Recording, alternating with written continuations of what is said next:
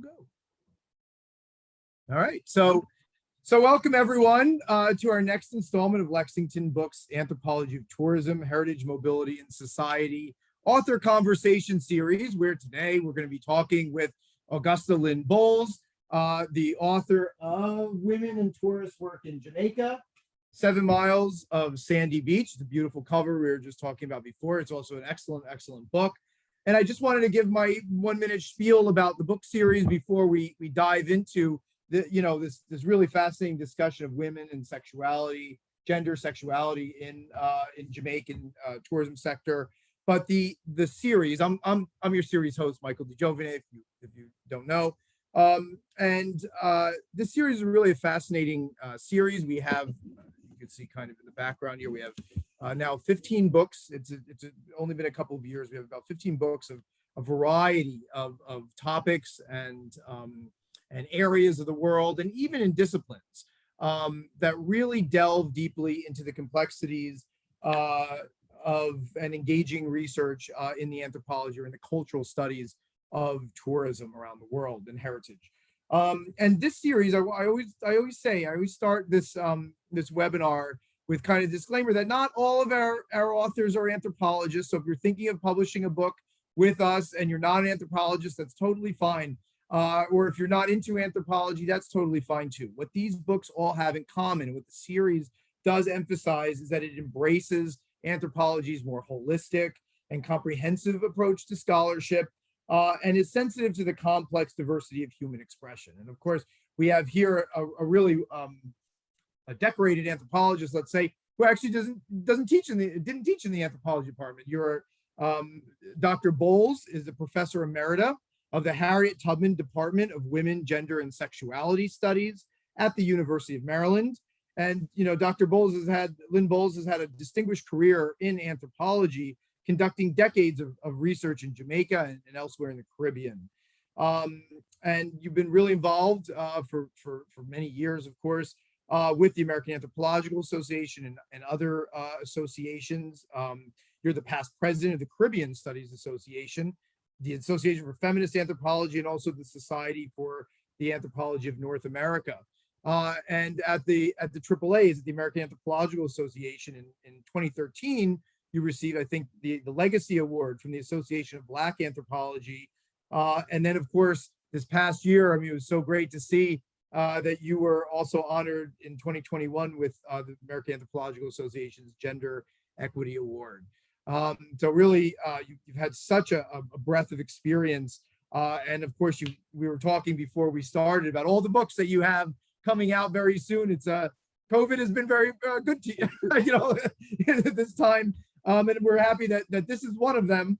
But of course, among your earlier publications, several take place in the Caribbean and Jamaica, such as the monographs We Paid Our Dues, Women Trade Union Leaders in the Caribbean, and also Sister Jamaica, a study of women, work, and households in Kingston, Jamaica, and then several edited volumes as well that deal with, in some way, labor and gender in the Caribbean. So, welcome, Lynn. Thanks for doing this. Thanks for choosing Roman Littlefield series for this. I was so excited when they sent me your proposal. I remember I was in Italy doing a study abroad program, and I got the proposal in to review, and it was just, we're just really, really excited for it. And the book, the end product, I think really is a great, it's accessible, it's not too long, it's not written too theoretical, but it has that ground that you can tell. It has that grounding in complex intersectional sociology, anthropology, theory,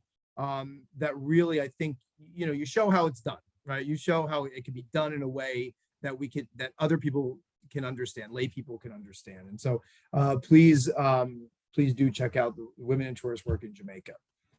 So, I wanted this to be a really free-flowing conversation. I mean, a lot of my students, when they read this book and presented it a couple days ago in class, and a lot of them wanted to know, of course, you spent decades working in the Caribbean.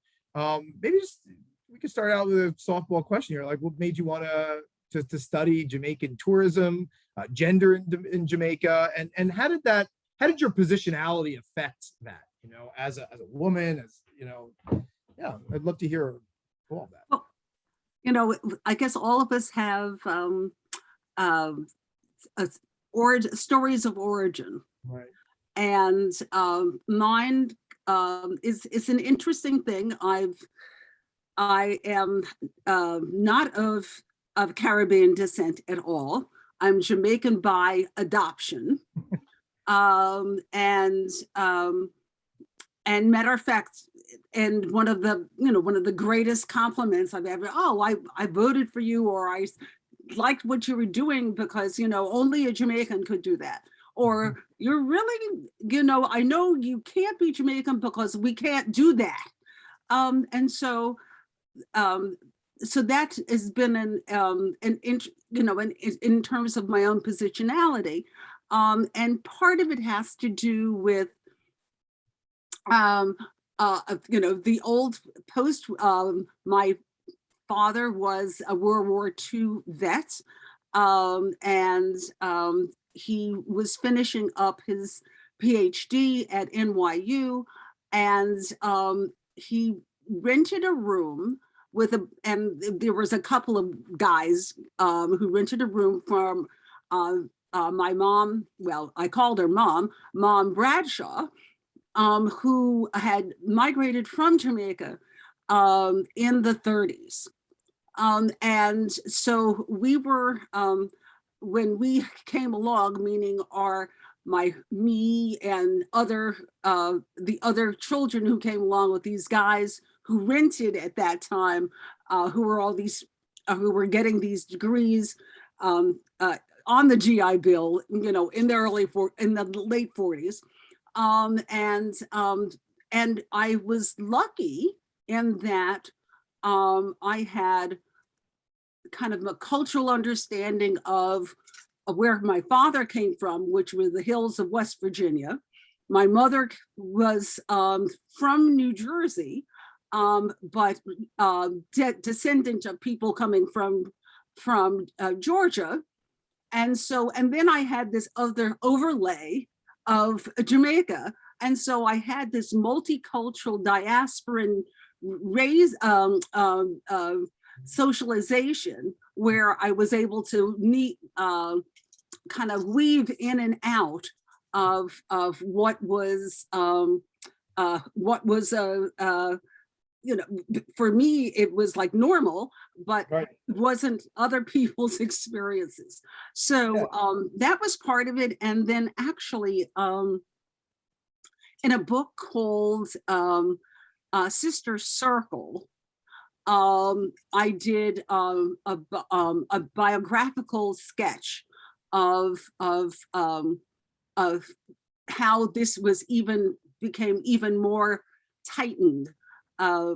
My father, was a psychologist. He had a private practice as well as hospital practice. And so he would have patients in his office, which was upstairs. This is all in New Jersey. I mean, this is, we're in New Jersey because my father's a psychologist in New Jersey. But and so he would have very quietly, he would be talking to his patients. My mother, who was college educated, but could make more money being a hairdresser. Mm-hmm. And so her shop was in the basement. Oh, well. So, and the difference in the tone and tenor. So upstairs was very quiet. Everybody was talking, to the shrink. And in the basement, it was loud and laughter and all of those things, people coming in and out. And because my mother studied Spanish and studied French, she had Haitian clients. She had Cuban clients. She had, so she was able to, and they came to her because, in fact, she could converse with them in a different kind of way. The link, of course, was hair. And and so I had this, again, this overlay of an African diaspora experience, childhood. So, when I was in the 8th grade and I read Oliver Lafarge's, oh God, now the book just went out of my brain, I said, oh my goodness, this is something called anthropology. And I could do this. I could go to these places. And so I decided to be an anthropologist when I was in the 8th grade. And so this is what brought me, well, not first circle, but this is my origin story. Now, how I got to Jamaica was happenstance, because I was all set to go to Peru. Because on the coast of Peru, were people of African descent who had been brought by the Spanish doing sugar in the 18th, 19th century.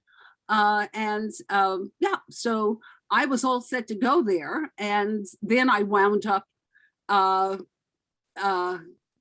being coerced by my thesis advisor.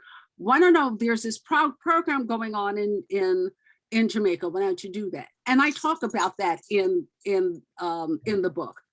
So this is how I wind up not only in Jamaica, but I had always planned on doing something on women in work because that was what I was interested in. And so when I wind up in the early, well, it's not the early, the mid 70s, dating myself, that in fact, yeah, it was all said and done. And so the tourism book coming out of a major study that a group of us did. And one of the things we found in my research for that project was that that tourism was really almost a government pushed affair. And so this is this is how I got into, why, what about the people? What about, besides wealthy people, the Issa family and so forth, who started in the 50s in Jamaica, what about other people? And then, how come Hilton? How come Holiday Inn? Mm-hmm. So that is how I started trying to figure out why was this the case, and doing that kind of archival archival work that brought me to Negril, and coming to Negril had to do with going on vacation. Yeah, sure. Just so you came in the 70s, right? So that was the big boom in the post-colonial, countries around the world, also in Africa and Latin America, right, where they started, the boom of mass tourism, and they started seeing, look, what can we do? Industrial development isn't going to pan out, and they started kind of selling themselves, right? Selling their culture. And I think you really do produce, you present, I don't know why I keep putting this up here, but you do present like a really good, succinct overview of kind of this idea, right? Like Jamaica, like so many other countries during that time, developing countries, if you want to say, or post-colonial countries, that are looking in the 70s, coming out of a legacy of slavery and then colonialism, looking at tourism as like a, wow, we can do this, like this is going to pull us out. And Jamaica maybe is kind of like Cambodia that I study. It kind of is more of the positive test cases. Lots of places around the world didn't pan out. So did it pan out? I mean, to me it looks like they benefited from tourism, but yes and no. It's one of the mature, what's called the mature destination, because in fact, people started coming to Jamaica for holiday in the turn of the 20th century. Yeah. Coming from the banana industry. Yep. People would get on the banana boats that would leave Philly, come to Port Antonio. They'd drop them off. They'd go and do their whatever they did, and the boat would fill up bananas, and then people would come back on board after 2 weeks or whatever, and then go back and the Lorenzo Bob, one of the things he did well was he built a hotel. So because he found out that his passengers really wanted to stay a little bit more than his trips, his banana trips, and so this is what started it, and so this is 19 whatever. And then Cook's had already started its business, 50 years beforehand. So it became a part of the British Empire, another a segment of go see the colonies routine. Right. And what I like, you mentioned Holiday Inn and Hilton and everything, but you do get sandals, right? Which I didn't even know it's actually Jamaican. Very company. much so. The late Butch Stewart was not car parts. He had a appliance part business, and and and that was part of it. That he decided that, why are we doing this? Why? And then this also came at the same time when the government was really trying to put money into this. And then before that, the Issa family had already started with its own. So the Issa family and Standals, which was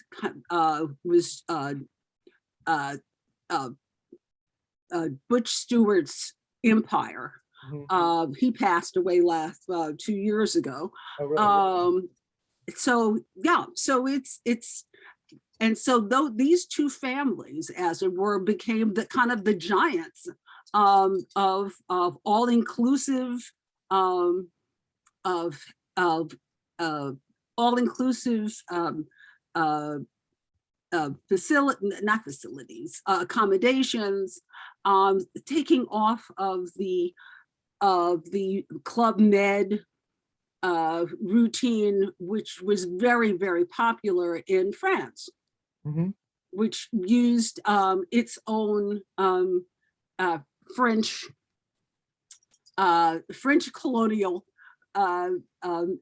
So there's you could find a Club Med in Martinique, in Mhm. Guadeloupe, in Algiers, all of those places that had the stamp of the French that came out of, and that also is family started off as a family-owned business. Right. So so you have these two family businesses that become absolutely empires. Yeah. And tremendous empires. And at one time, Butch Stewart bought the predominant share to Air Jamaica. Right. And so of course it just so happened that there was a Sandals any place that Air Jamaica flew, of course, so you could get on New York, and you wouldn't even know where you were going, because it could be in St. Lucia and it could be whatever. And then actually they moved, they helped to not sponsor, but to facilitate revival of the Cuban Oh, really? uh, Tourism. tourism. Yeah. Yeah. Yeah, it's a good example, if you study tourism, this is exactly what happens. The 70s, you think, wow, you're going to get, all these developing countries are saying, wow, we're going to be able to get all this economic trickle down effect. We'll bring in, a Hilton, let's say an outside, not even an indigenous, group like Sandals, Right. the Issa family. And then people are going to, spread out, spend their money and utilize our infrastructure. But as you see, even with what Sandals did, is that, then they have this, tourism is notorious for vertical integration, right? Right. It's not just the hotel, it's then all of your transportation, even the airline, right? It's, Right. it's the guides, it's this, it's that, and all of a sudden all that money stays in one place. Right. And I think, some of my students even were kind of questioning a little bit this all-inclusivity nature. Right. Maybe you could talk a little bit about that for those who haven't done an Okay. all-inclusive spring break somewhere. Right. But Yeah. Well, it's spring, good old spring breakers. God knows, please go to Negril so they can get Yeah. your money. Yeah. Or at least um, whatever the Sandals can. Yeah, right. Well, and the spring breakers usually don't go to don't Right, don't go to that's a lie. Sandals, and they don't go to beaches. That's another offshoot of Sandals. But one of the things that the all-inclusive has done, I mean, the ads for Jamaica right now are just everywhere. If you watch TV, they're there, and because they're trying this, like, they don't say, well, the pandemic is over, it's safe, Right. come on back. Yeah, so but the all-inclusive business, one of the things that what it does, or is it makes it safe. Right. So unfortunately, the U.S. State Department has since, I don't know, the past 30, 40 years, kept Jamaica on the don't go here list. And part of it has to do with, crime and violence, but that is usually designated into Kingston. Right. But in fact, so you have to negotiate with, TripAdvisor or whatever. Is it safe to go to Jamaica? Oh, of course, you can go to an all-inclusive. It's a gated community. Whatever you want to do, you will be guided and vetted. You don't have to even go outside. Your vendors even just come inside the gate. So you don't even have, you're going to Jamaica, but you really haven't put your foot on Jamaica. On Jamaica, right. How does that impact the locals? I mean, well, I mean, then part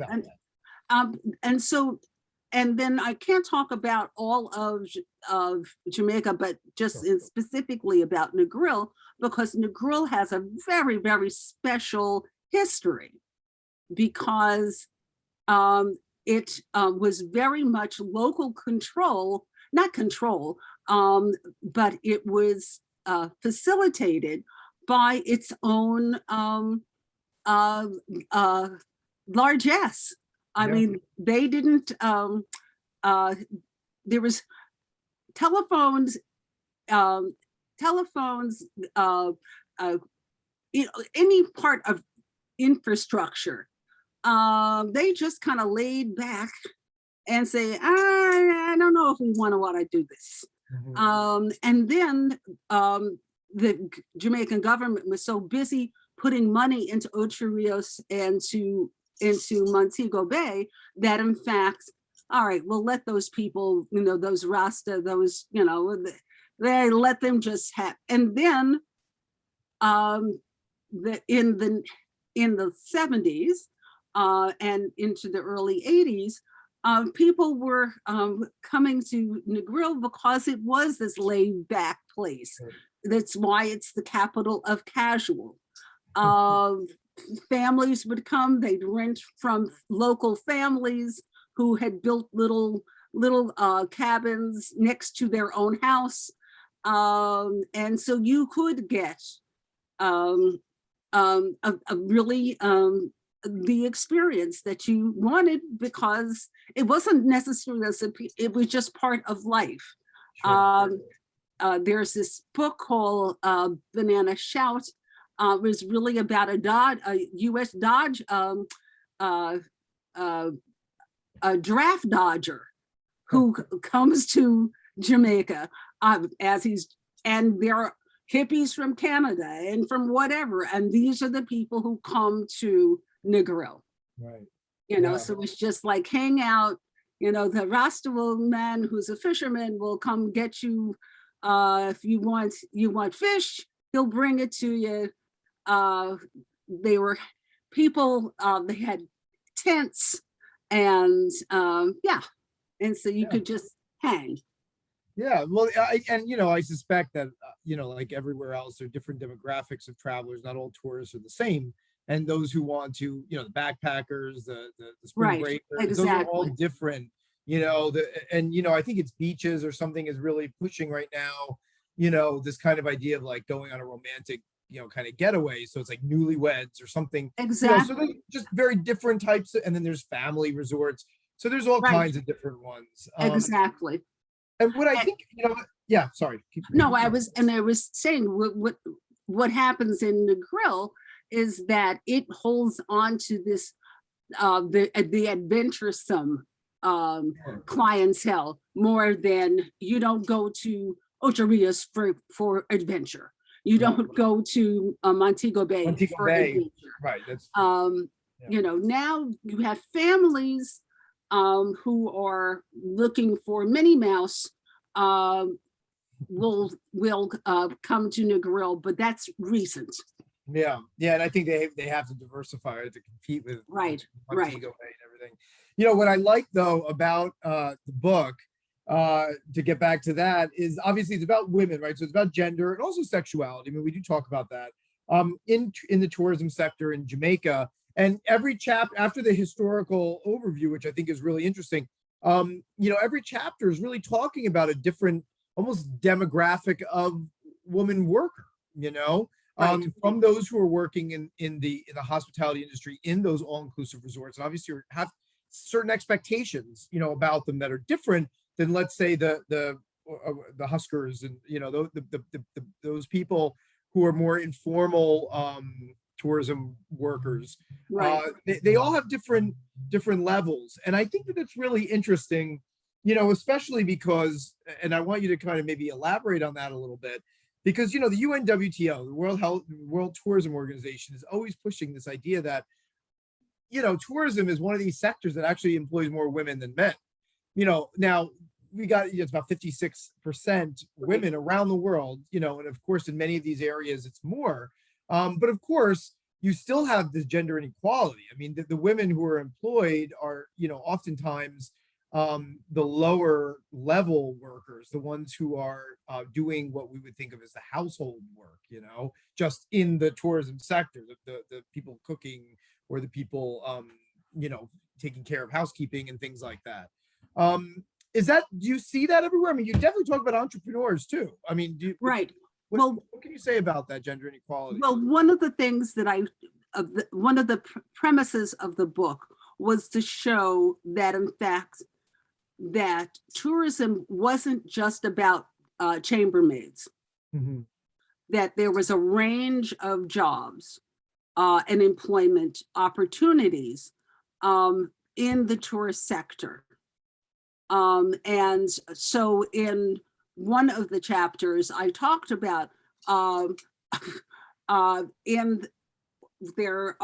interviewed people who had bachelor's degrees, people who had an MBA, people who had a BFA, because I interviewed a dancer who in fact had this degree from the Edna Manley College of Arts. You know, Yeah. so I wanted to show that, and many of the experiences they have of what I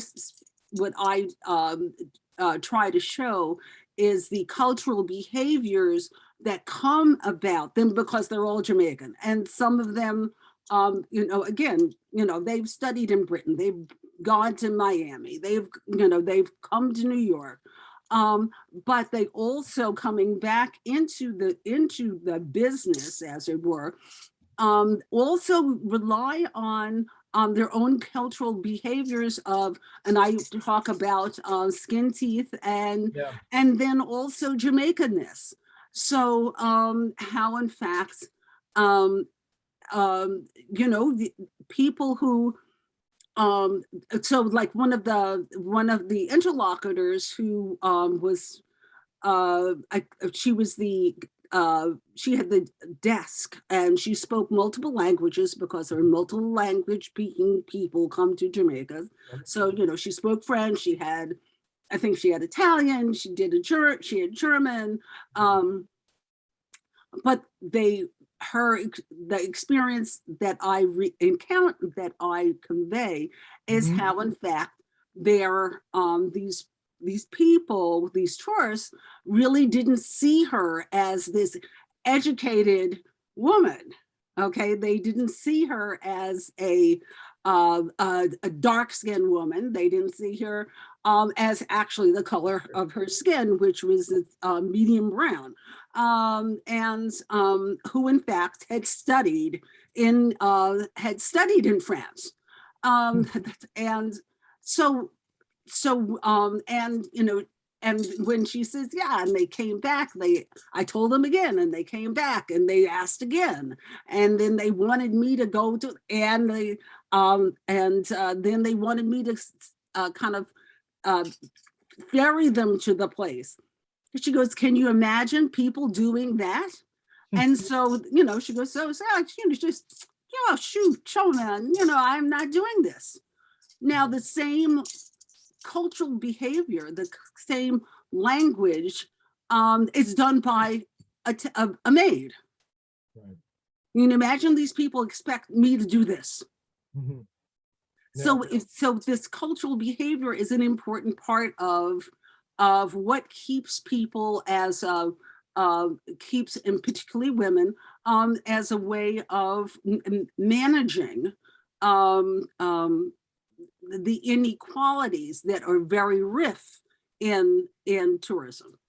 So there's I had an excellent question. I'm sorry to ask it for you, Trinity, the student, but she asked, and this is going along with it, so that's why I'm asking. You know, it looks like from the book that the tourism is feminist dominated, but would you say that it was feminist forward? Because there is this, you know, you were talking about these people with BFAs and everything else, or I mean, what can you say about that? Um, I, you know, part of Jamaica is an interesting place.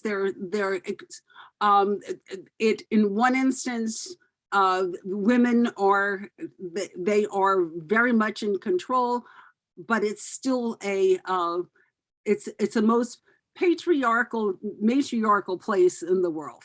Okay, so and so, you know, they've had a woman prime minister who was elected twice. There's been significant women who have the director of in the 90s, Faye Pickersell, was head of tourism. Mhm. So I mean, so there have been tremendous women in economic positions of power, but also we know that in fact, if you look writ large, um, that in fact this is not always the case. And then, is it feminist forward? Does that mean that women have been able to move, dragging men into understanding equality, or not? I mean, you know, you have tremendous impoverishment. Right. Women are still in charge of making sure that their children are fed. Um, so you, so it's not a, yes, we're moving forward and everything's hunky-dory, and the dancer who has got this degree, she is very hog-tied about what she can and cannot do, and if she didn't have her job at an undisclosed all inclusive, because I don't name anybody, but she lucked out that she was able to get that job. Yeah. And one thing that we talk about, and it's worth discussing in more detail, especially as you bring up skin teeth and some other cultural practices, is that even those who are pigeonholed into unfavorable, non-dominant positions still find ways, right, of being able to assert themselves and to play and negotiate those areas. And I think you spend a good deal of time, the students picked up on this too, of this concept of the smile, right, the skin teeth. Can you explain that more, and how that's an act of resistance, and everything else? Yeah, I mean, part of it comes from, and I try to explain this in the book, it comes from days of enslavement, where in fact you could not say anything because otherwise you would get killed, or or maimed or whatever. And so you smile, and you kind of like, yeah, and then you turn around and you use this this, you're smiling, you get the teeth, and but in fact, yeah, no, this is not how I want it to be. And so one of the things, there's two sides. So you have that, which is a form of resistance, and then you have if you are joking around with a friend, and you can say, oh, forget about that, or what are you doing, or some just a joking friendly friendly banter, I guess. Let's just that in fact that's part of it. Sure. Yeah. I think so it's got both sides. Right. You have to have the communicative competence, as my students Absolutely. You have to know who and what and where, and it changes from, and in a similar way with Jamaicanness, okay, which is used in that manage heart kind of way. Oh, like, oh, here, let me help you, and be nice. And Jamaica is known for its tremendous service. Right. That in fact, part of that is, yeah, I'm going to do this. And isn't it nice? But that only works in an equitable situation. Sure. Sure. So yeah, it's, yeah, like, I'll help you out. Yeah, this is wonderful. I'm so glad that you're here. And then, but then with your friends, with your family, that's about reciprocity. And that's the difference. Right, absolutely. You got to tell the difference too. One more thing about maybe gender, we can move a little bit to sexuality, I suppose, because this is, again, this assertiveness. So, and again, several people picked up and can phrase this better than probably I can, but as we've seen, and also in other books as well in the series, I think one of the first webinars I did was on kind of the sexual economy of tourism in New Orleans. Actually, it was a fantastic webinar, and it's a great book. You do talk about this sense of assertiveness and agency that goes on also in the decision to perhaps work in the sex trade, and I wanted to know a little bit more, if you could elaborate on that a little bit.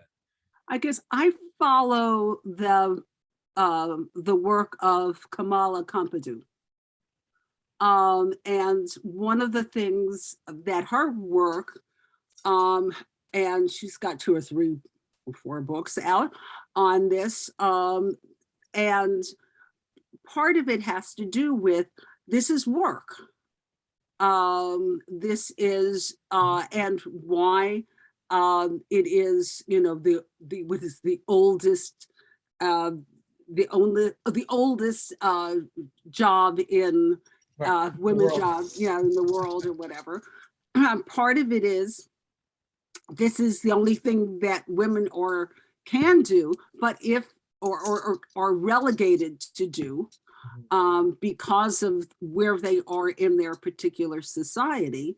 But then how governments regulate, how religious people regulate, Hester Prynne, who was not a sex worker, but how in fact women's sexuality was used as a tool. So that's part of it. And her work, was it Sun, Sex, and Gold? That was one of her first ones. She's got a couple of them out there because she did a number of studies on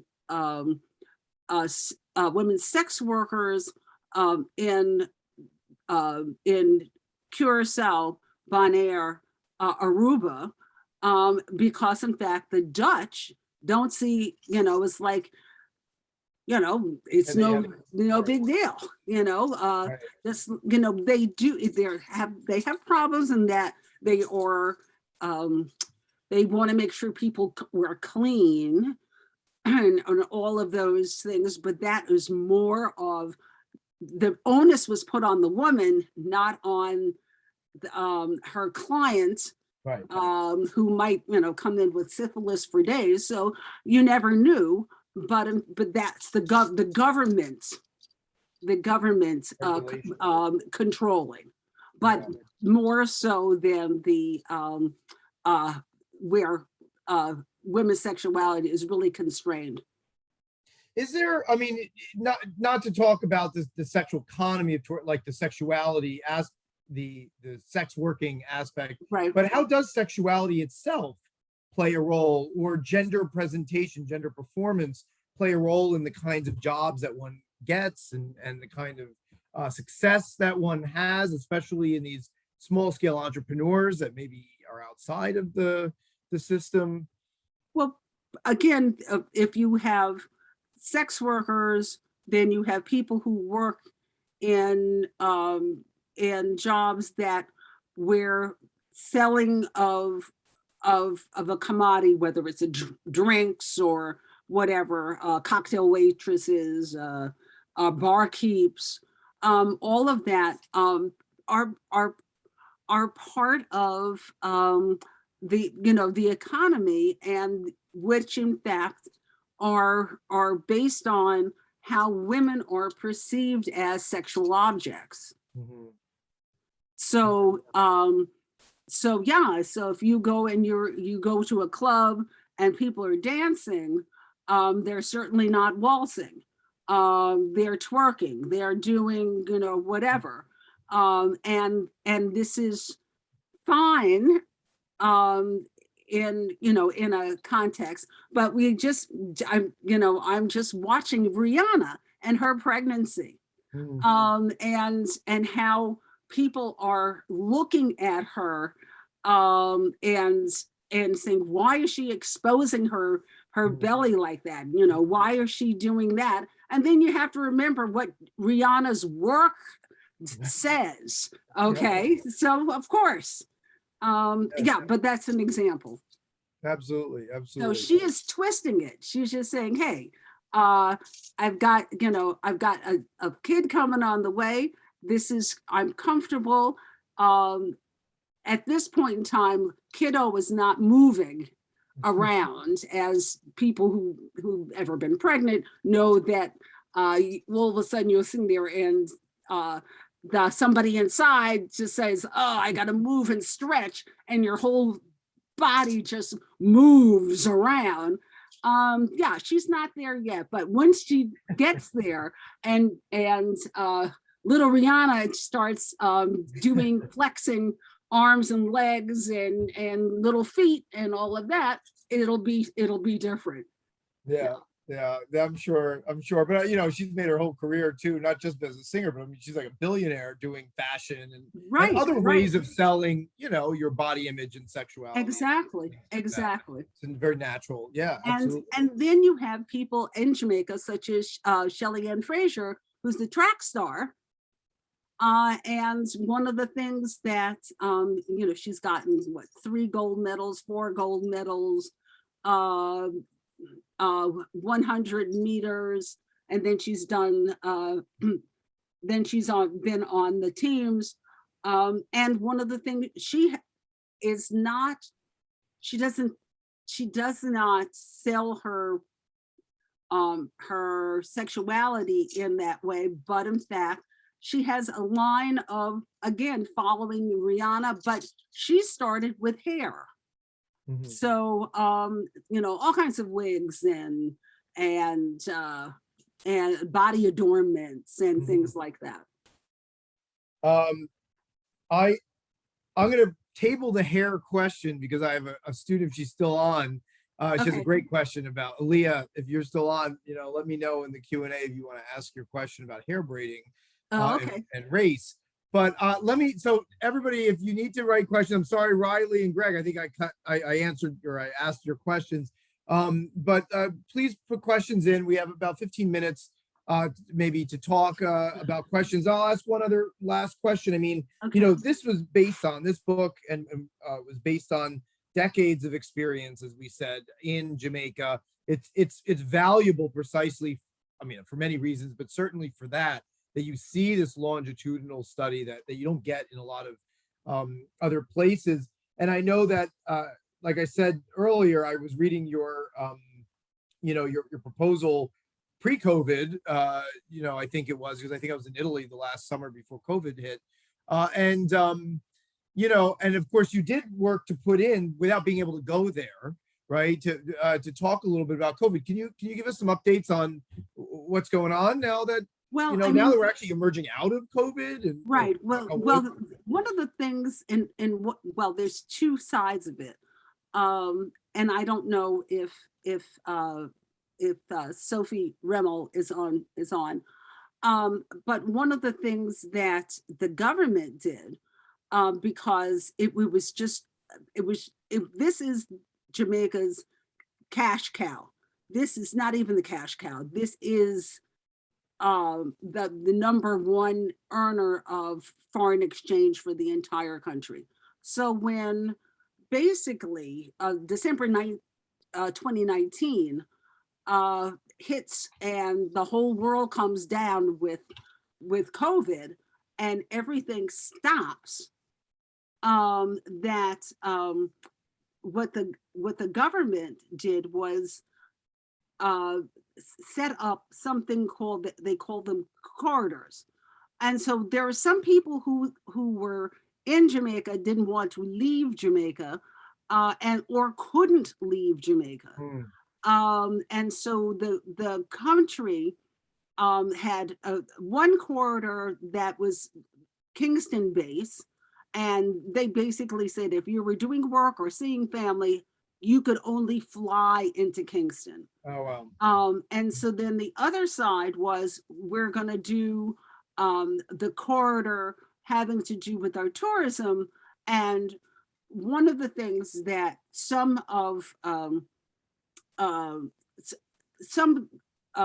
hotels, guest houses, big places, Riu, and other large hotels, all inclusive, they just shut down.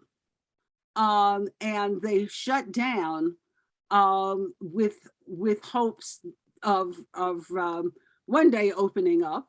Some of the bed and breakfasts or small hotels that rely on European clientele, their clients couldn't go anywhere. They had COVID. They couldn't get on a plane because the no one was flying, and it wasn't just to Jamaica. It was just no one was leaving Italy. No one Oh, was leaving France. No right. one was leaving Canada.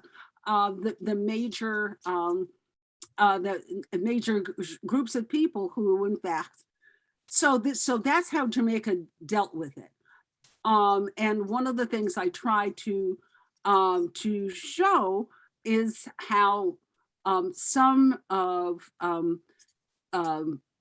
local hoteliers took care of their people, took care of their staff. They took care of their the people who live in their area. Money was sent from former clients or guests who, in fact, here, I know so-and-so has 4 children. Make sure that she gets this money because schools are closed, or this, or Right. there was no food. And So, I've heard that that was the case also with other, with other places as well. yeah, and so they're depending on your relationship with your staff, and then when so the whole thing with hand sanitizing and mask wearing, and no one was, I mean, people were complaining about that, the masks, but nothing like what you have in the United States and Canada.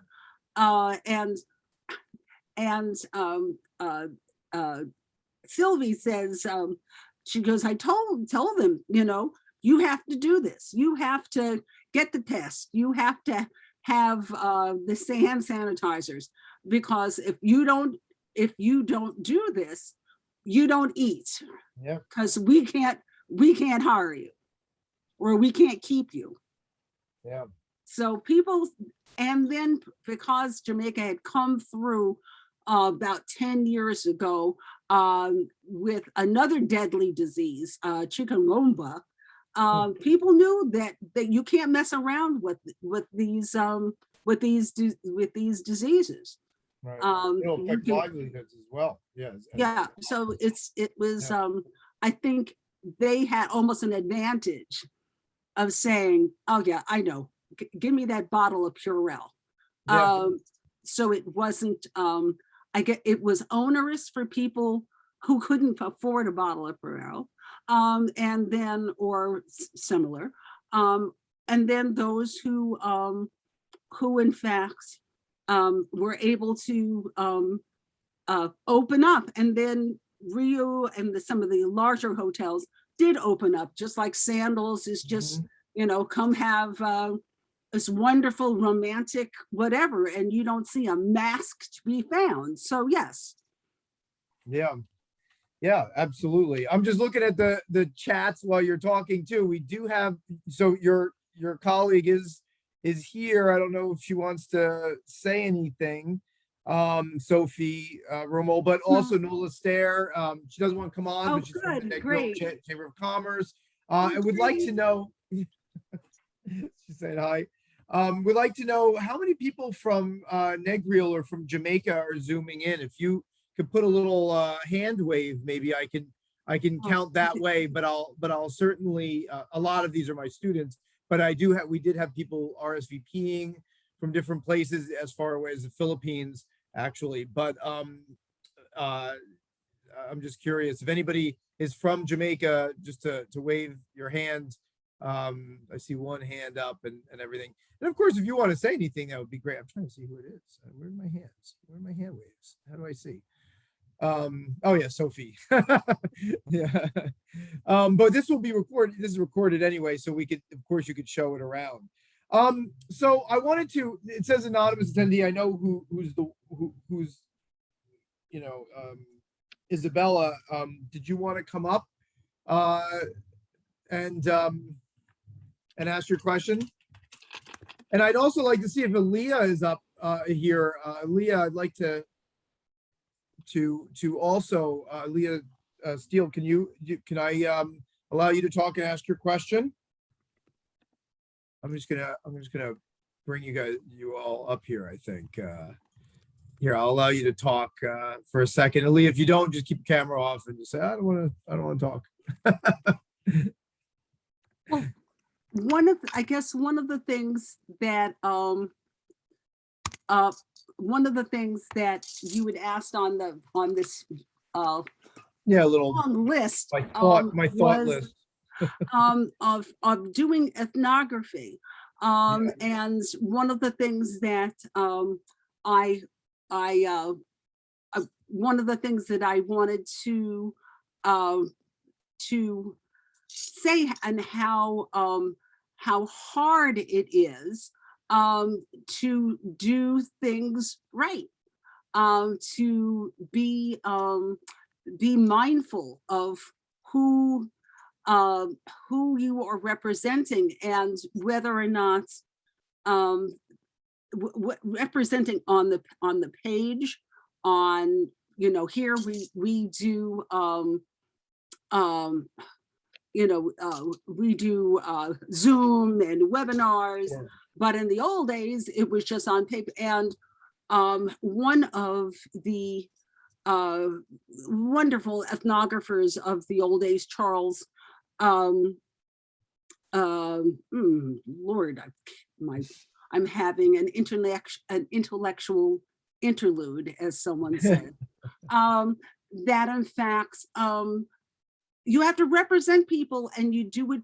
It's not just positionality, but how valuable you do in terms of one of the things that you say what is correct, that you convey an interest that is important and is not yours, but what they are saying. And that's what makes this ethnography business. And sometimes in the old days, you can tell the difference between what was going on with a sociology who was walking around with a survey versus Right. someone who's doing face-to-face encounters as an ethnographer. Yeah. Yeah. And So- I teach a research methods class in a field school as well. And I mean, and I'm on the IRB board, you know, and so I think, you know, teaching ethics is very important for understanding how are you doing this, and how you know, how are you protecting, how are you making sure that you're being authentic and capturing that ethos, but also in a way that doesn't, you know, put anybody at risk. I mean, you wrote here, in the end, ethnographic work is based on human encounters and interactions with other humans, their environment, and other aspects of their lives. It is extraordinarily in-your-face kind of hard work that crosses class, race, color, nationality, gender, and other differences on both sides of that human encounter. Hardworking, contended forces are most salient in places like Negril, where one meets up with the community's women whose livelihoods are predicated on their access to the US, Canadian dollar, or whatever currency.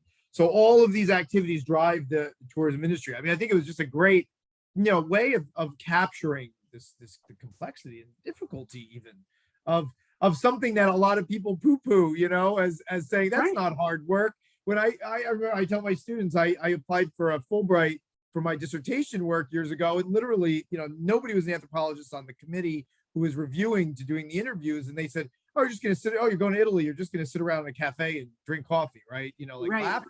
And I said, no, of course I had all this, you know, precise things I'm going to do. And what did I do? I sat around and drank coffee, but it was hard work because we were talking to people and Right. trying to make them talk and discuss and everything else, you know, and I'm sure, and I know you're right that it's the same thing in Jamaica. Oh, you're going to Jamaica, it's a party, you know, it's a great place Exactly. to do field work, but it's still difficult, right? It's difficult because there are those differences, and there's no joke about it. My experiences in the 70s made it very clear when I was seen as a CIA agent. Sure. Um, and then and so then I was able to negotiate that, but some people are still probably still think I'm a CIA agent. And then in this work in the grill, part of it is, oh, she's just a tourist, so and so that became harder to and also because how I was able to talk to people or not talk to people. So some people I couldn't talk because they were busy working. So I'd say, can I just hang out? So that's part of the differences, and then just being able to being hassled by people and just have to turn around and just say, listen, just go bother a tourist. I mean, so yeah. Yeah. Well, let me ask you a couple questions. Christopher, I also wanted to ask you to come up if it's okay. Just let me know. Leah, what was your question? Because I think we didn't talk about race and appropriation stuff. Can you ask that question? Yeah, you did catch me a bit off guard. I didn't know my camera was going to turn on, but it's fine. My question, I'll just read it as I submitted it. I asked, do the hair braiders or hairdressers braid the hair of white or non-Black or African tourists the way they braid their own? If so, do they feel uncomfortable or feel as though they are contributing to cultural appropriation by giving these people hairstyles specific to their culture and race? Oh, well, that's Yes. one of the things that I tried to do, and to go from the very from the beginning of the study, which was in the mid 90s all the way through, the changes of hair braiders, depending on where they are located, in what hotel or on the beach, or and so yes, in terms of those who are with spring breakers, have a different kind of way of like, oh, I'll just have this braided, and because every basketball players got really nice braids, and so now it's a different kind of a feeling because everyone's wearing these different these hairstyles that are very comfortable across all kinds of folks. So that's part of it. And depending on, the occasion, people learn. The one woman who worked in a big hotel, and she usually, one of her major events was doing weddings. And so she learned, well, she had gone to beauty school. So this was another, she had certificates versus what I talk about, OTJ, on the job training. Meaning, you learn how to do this because when you're a little girl, you learn how to you braid your hair, or you learn how to style your hair, or all of those things. And so part of that conveys in the hair braiding, hair styling, hair managing business.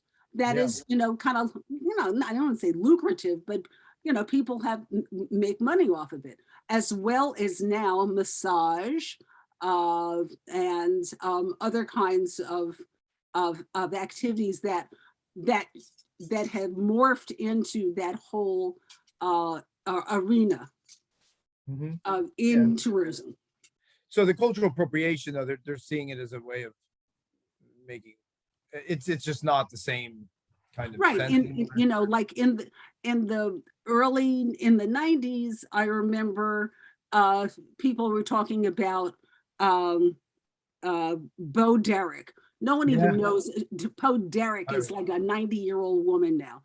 But in fact, at one point in time, she wore her hair in braids with the beads. And then, so we moved on from Bo Derek. And then here comes the Serena and Venus losing beads on the tennis course. Every little girl wanted to have, Serena and Venus beads. And so, that changed. Yeah. Yeah. So I don't know. I don't want to pull anybody up without Sophie, I would love to have you contribute. I don't know if you'd like to or not. Let me put you in the chat if you do to close this out. Christopher, I don't know if he's here, but okay, that's great. He did ask, and I think this is a good question. Is there a time as an ethnographer, since you've had such a long career here, that you've like gotten tired or no longer interested in a research topic? I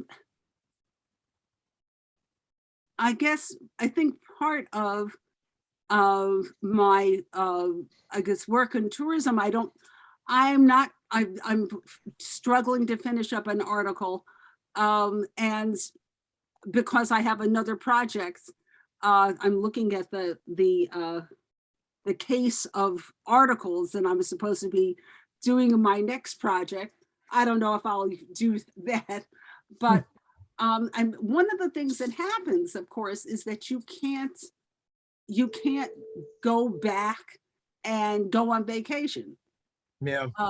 It's just like students will say, I went to so-and-so and I just couldn't, everything I didn't saw, I remember that one class where you talked about, appropriation, or she goes, it took all the fun, or I saw a movie and you took all the fun out of watching a movie. It's like doing a film class, right? And then you just ruin films forever. You just lose, or you go to vacation and you just can't, oh my God, look at what they're doing. I never would have thought of that unless I had taken this course, so you ruin people's lives. Right. But in a similar kind of way, I'm trying to think the last time I went on vacation. But part of, I think one of the things that happened, and the last time I went, which was 2 years ago now, I went to Mexico, and it was really kind of interesting. And this is not because I hadn't been to Mexico before, but also the differences in how people were, what they were pushing, I want to say, which I just found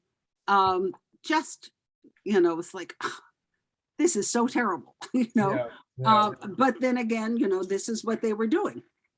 Right. Yeah.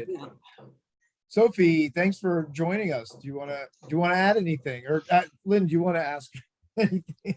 Well, I had already asked her if I was doing it correctly. Hi, good afternoon. Hey, Sophie, hey. It's good to see you. It's really good to see you.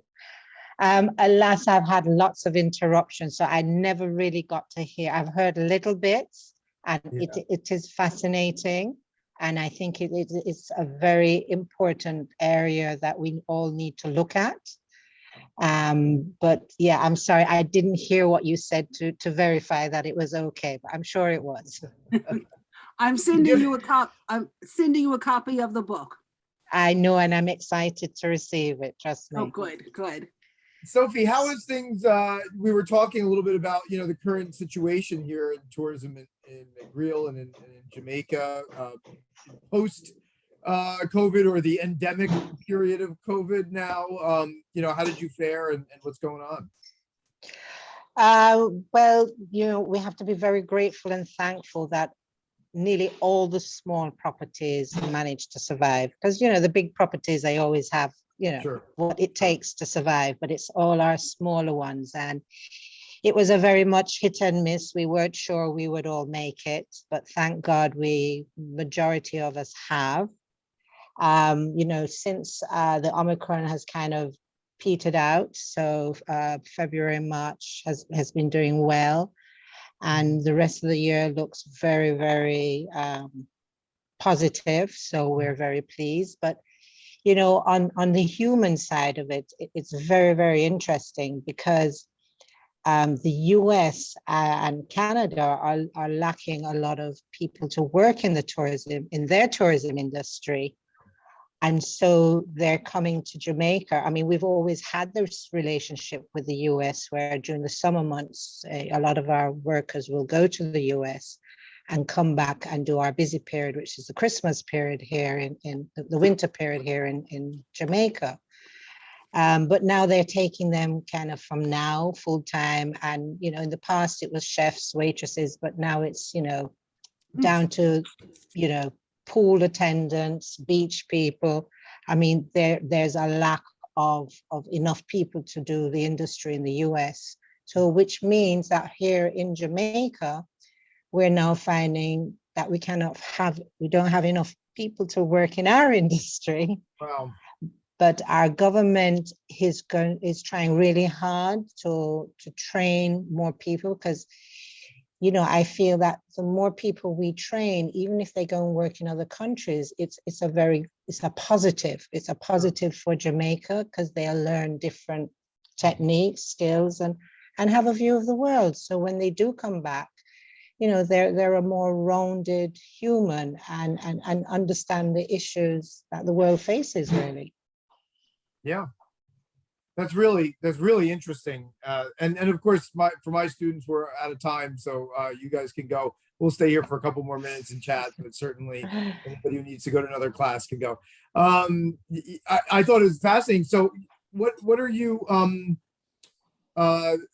Do you typically, when you get people who go abroad to work, even in the tourism industry, they tend to come back, or do you ever face kind of the common problem of this, you know, the drain of, you know, the flight kind of thing where they can maybe make more money elsewhere, perhaps? I know some of the students that had asked about, you know, making a comparison between American tourism service workers and what they get paid and benefits versus, you know, Jamaican workers. I mean, how does that link up? And do you have a problem with, you know, people leaving and not coming back? Well, as I said, a lot of them were like, you know, from after Easter, when the tourism picks up in the US, until October, when a lot of the, you know, the holiday areas closed down. Mm-hmm. And you see a Jamaican going to the US to work, often they'll work 2-3 jobs because they're only there to work and make money. So they'll go for the 6-7 months and they'll make as much money as they can. When they come home, they're tired. I mean, they have to take at least a month to 6 weeks off just to recuperate, because they've just been, you know, making as much money and working so hard. But the conversion of the dollar when they reach back to Jamaica is they're able to build that house or buy that piece of land and eventually build a house on it for their family. So it helps them to improve their social standing within the community, enable them. I mean, right now, one of our chefs, he has a daughter going to university and one to high school, and he goes every summer. And his workplace has asked him to stay right through. And he says, no, I'm a family man. I need to go home and see my family. And, you know, he comes to work for us in our busy time. But the younger ones, if they do have the opportunity to stay, they will, because they're younger and they see more opportunity in the US. So it's a bit of a mixed bag, but all the traditions and norms are changing every day. So we don't know what the world is coming to in the future. And we actually have hoteliers here in Jamaica now who are actually saying, okay, if all the Jamaican workers are going away, then we need to be able to bring in workers from other countries, right? So, so yeah, it's interesting. And, you know, sometimes it's not a bad thing, because there are people who are working in cold countries, Europe, and who would love to come and work in the sun in Jamaica. So, you know, it's a transfer of cultures, a kind of transfer of ideas. So it's not necessarily, you know, a negative thing either. Sure, sure. Well, thanks for sharing that. One question actually for both of you. I mean, obviously I want to end with Lynn, and we are almost out of time, but you know, one thing that COVID has done, and I've been talking a lot because actually I just published a book in the book series as well on study abroad. And, you know, we're seeing a lot of like virtual tourism and virtual study abroad and those kinds of things. Has Jamaica, number one for Sophie, maybe, as well as Lynn, has Jamaica kind of, have you seen that happen? Like people during the pandemic wanted to zoom in or to have those kinds of kind of virtual experiences, especially in the national parks. Typically around the world, they were doing a lot of these webcams and things to keep people contented who were quarantined. And then of course, Lynn, you know, what do you think about virtual ethnography in the future? But let's talk a little bit about really quickly about, you know, what your thoughts were on more the virtual tourism. Do you see that happening? Okay. So one of the biggest problems we have in Jamaica is the lack of infrastructure for the internet. So it's been really difficult. And then the fact that all our schools were closed and we were teaching via the internet, that, you know, during the day, kids just, I mean, the internet it just couldn't cope. Sucking it out, yeah. Right. So there's been a lack of the internet. And then when it becomes available, you know, people were more interested in, you know, connecting with family, making sure they're fine and okay. And then we did a lot of training courses online as well. We did a lot of the COVID training online. We had a lot of staff who upgraded their certification by doing courses online. So no, I mean, yeah, some people do, but I think most of it was, you know, concern about family when you did have access to the internet, but it was very limited. Yeah. Yeah, Lynn, So, what did you see? Well, yeah, thank you. Yeah. I mean, I think part of what Sophie has just said, each country has their own issues of not only access, but, you know, I think of what is this? Steve, I think Steve's, who does this whole thing about tourism in Europe. And you can, his books were sat on the shelves, no one was reading, but everybody was looking at his shows that even— Rick Steves. Yeah, Rick Yeah, Steves. right. Yeah. Right, you know, and so you Armchair tourism. Yeah, there you go, armchair tourism. And so that I think was that was part of a product of the pandemic, because, and he's actually just now going on the road again.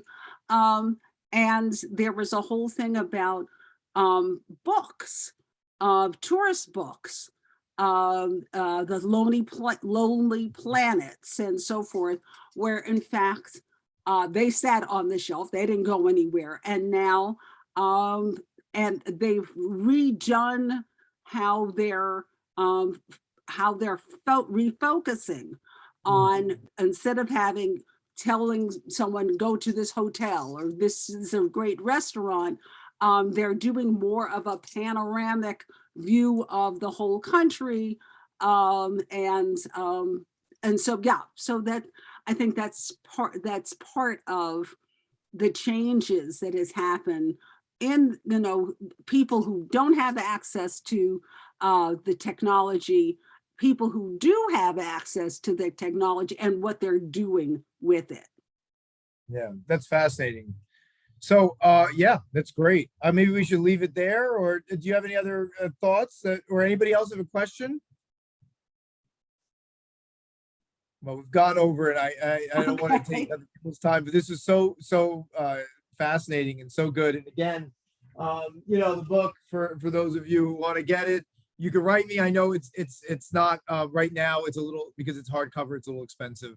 but we hope to get it in softcover soon. But there's ebook versions as well. And of course, you can contact me at lextourism@gmail.com if you need information on this. Again, it's women and tourist work in Jamaica, and I really thank you, Lynn Bolles, for everything. And I really am so happy that you joined our family here of contributors. Well, thank you for the invitation, and thank you for picking up this this ancient book, which is not an ancient book. It was started. I saw it as an ancient book, but it took forever, and part of it has to do with the being very comfortable with how I try hard to represent the people who are part of this, so thank you to Sophie. Her mother was a fabulous woman. And to Nola, Stare, I mean, it was just, these are my new people. Yeah, so it was just an absolute wonder that I was able, and I think that's because we recognize each other as comadres, so that we can do things together. That's great. Well, thank you very much again, and please get this book. It's great, and it's very teachable as well. So thank you so much, Lynn. Thank you, Sophie and Nola, and everyone else. Thanks so much. And tune in. We're going to have another one another month on pilgrimage in France. So we'll see you there with Dina Weibel. All right. Thank you so much. Okay. All right. Bye-bye. Thank you. Bye. Bye, everyone. I'll stop.